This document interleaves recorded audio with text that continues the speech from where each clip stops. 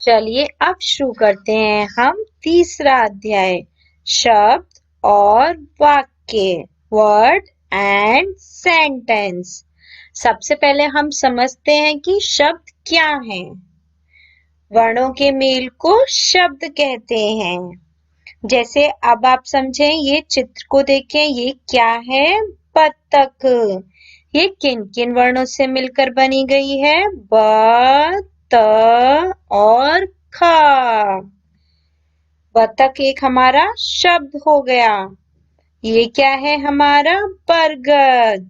ये किन किन वर्णों से मिलकर बना गया है? ब, र, ग और द। ये क्या है? डाकघर। ये किन किन वर्णों से मिलकर बना गया है? ड, क, घ, र। ये क्या है? राजकुमारी।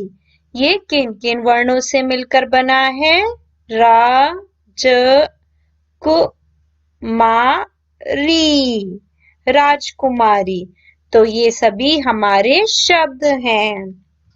इन सभी शब्दों का कोई ना कोई अर्थ है।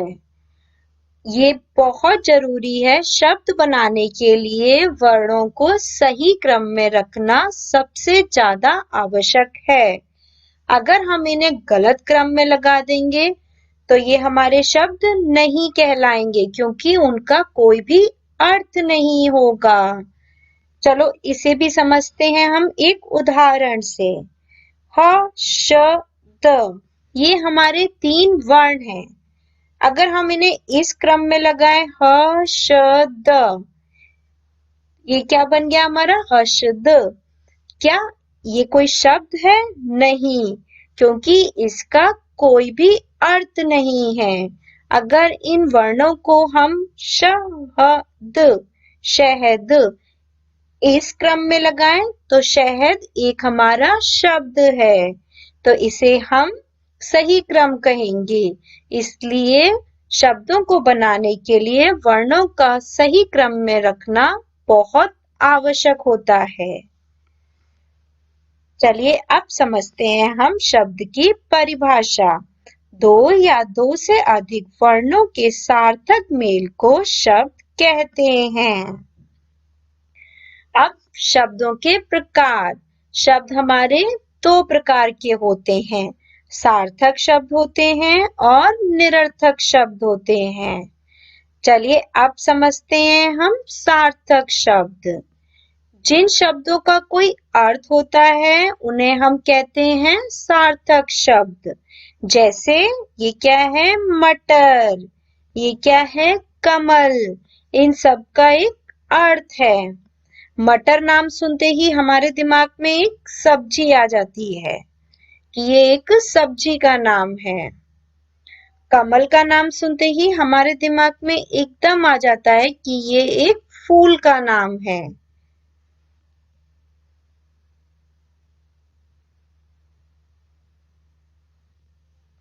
अब हम समझते हैं निरर्थक शब्द। जिन शब्दों का कोई अर्थ नहीं होता उन शब्दों को हम कहते हैं निरर्थक शब्द। जैसे हम लिखते हैं पानी वानी। क्या वानी का कोई अर्थ है? नहीं, ये हमारा एक निरर्थक शब्द है। चाय शाय।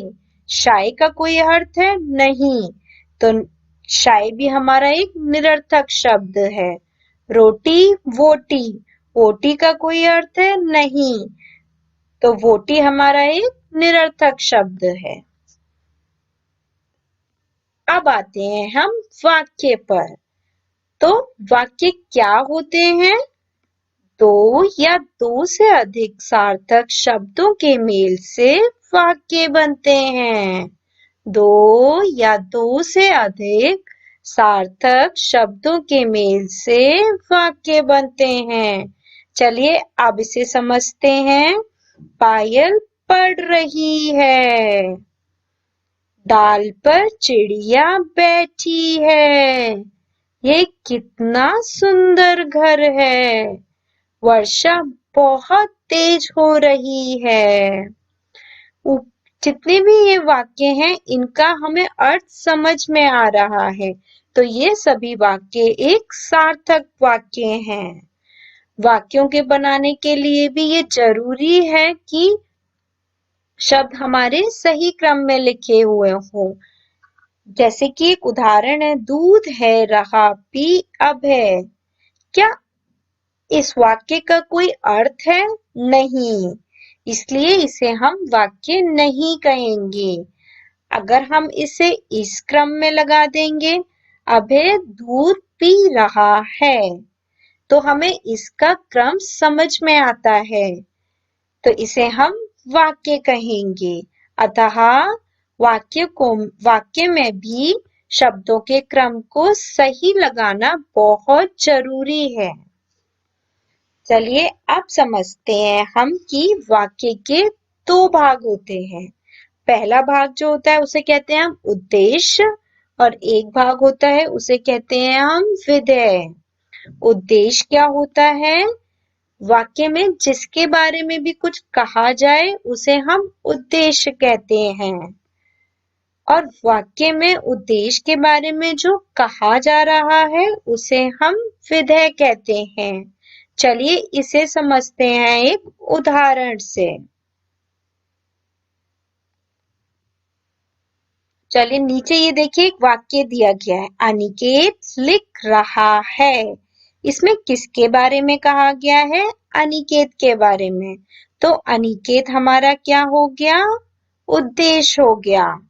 लिख रहा है, ये हमारा क्या हो गया? ये हमारा विधेय हो गया, क्योंकि ये उसके बारे में बता रहा है कि वो क्या कर रहा है। इसी तरीके से मालती खेल रही है, इसमें मालती हमारा उद्देश्य हो गया, खेल रही है हमारा विधेय हो गया। सोनम स्कूल जा रही है, इसमें सोनम हमारा उद्देश्य हो गया, स्कूल जा रही है हमारा विधेय हो गया। चलिए आइए दोहराएं। शब्द वर्णों के सार्थक मेल से बनते हैं। सार्थक शब्दों के मेल से वाक्य बनता है। वाक्य बनाने के लिए शब्दों को स्थान पर रखना आवश्यक है। अब करते हैं हम अभ्यास माला। पहले पर आते हैं, इसमें हमें क्या करना है? इसमें हमें सही विकल्प पर सही का निशान लगाना है। इसमें हमें बताना है कि कौन सा शब्द सार्थक शब्द है। कमल हमारा सार्थक शब्द है। इसमें हमें बताना है कि क्या वाक्य बनाते हैं। शब्दों से वाक्य बनते हैं। इसमें हमें बताना है कि वाक्य में जिसके बारे में कुछ कहा जाता है उसे क्या कहते हैं? उसे उद्देश्य कहते हैं। अब आते हैं हम दूसरे पर। इसमें हमें निम्नलिखित प्रश्नों के उत्तर लिखने हैं। का शब्द की परिभाषा लिखिए। दो या दो से अधिक वर्णों के सार्थक मेल को शब्द कहते हैं। सार्थक और निरर्थक शब्दों के दो उदाहरण लिखिए। सार्थक शब्द कौन से हो जाएंगे हमारे? जैसे मटर, कमल, दूध, पानी, ये सभी हमारे सार्थक शब्द हैं। आप कोई भी दो उदाहरण लिख सकते हैं। निरर्थक शब्द कैसे हो जाएंगे हमारे? वानी, वोटी, शाई, ये सारे हमारे निरर्थक शब्द हैं। हम कोई भी दो उदाहरण लिख सकते हैं। वाक्य किसे कहते हैं? दो या दो से अधिक सार्थक शब्दों की मेल को वाक्य कहते हैं। उद्देश्य और विधेय किसे कहते हैं? उद्देश्य वाक्य में जिसके बारे में कुछ कहा जाता है उसे उद्देश्य कहते हैं।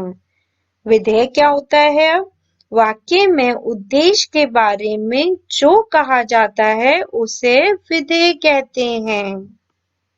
चलिए अब आते हैं हम तीसरे पर। इसमें क्या करना है, इसमें हमारे कुछ सार्थक शब्द दिए गए हैं व कुछ निरर्थक शब्द दिए गए हैं। उसमें से हमें सार्थक व निरर्थक शब्दों को अलग अलग करना है। इसमें कौन कौन से सार्थक शब्द होंगे हमारे? श्याम, आगरा, रोटी, दाल, चाय, ये सभी हमारे सार्थक शब्द हैं। निरर्थक शब्द अब कौन कौन से होंगे? वोटी, वाल, मलक, वाई, खारू, ये सभी हमारे निरर्थक शब्द हैं। इनका कोई अर्थ नहीं है। चलिए अब आते हैं हम चौथे पर। इसमें हमारे वर्णों को उचित स्थान पर लगाकर इन्हें हमें सार्थक शब्द बताना है। तो ये क्या हो जाएगा? कपड़ा। ये क्या हो जाएगा? जहाज। ये क्या हो जाएगा? घोड़ा। ये क्या हो जाएगा? तितली। ये क्या हो जाएगा? अमरूद।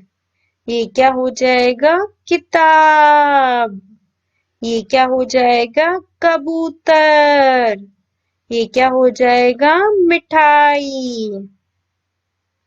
चलिए अब आते हैं हम पांचवे पर। इसमें हमें उचित शब्द को भरना है खाली स्थान पर। दो या दो से अधिक सार्थक शब्दों के मेल से वाक्य बनता है।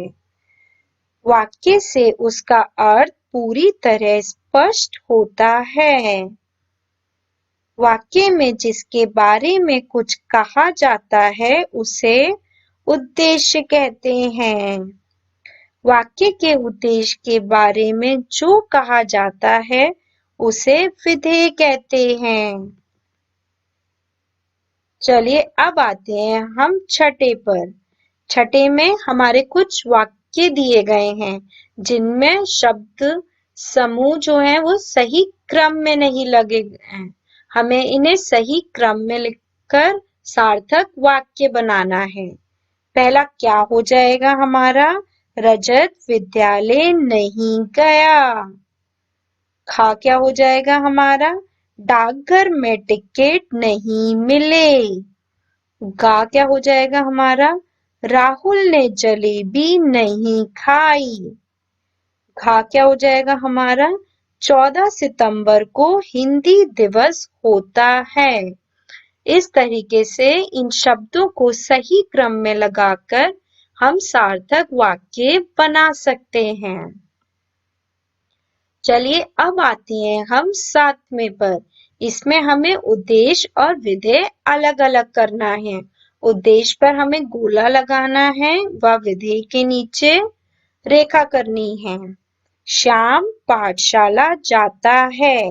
इसमें श्याम हमारा उद्देश्य है, पाठशाला जाता है हमारा विधेय है। पंकज सो रहा है।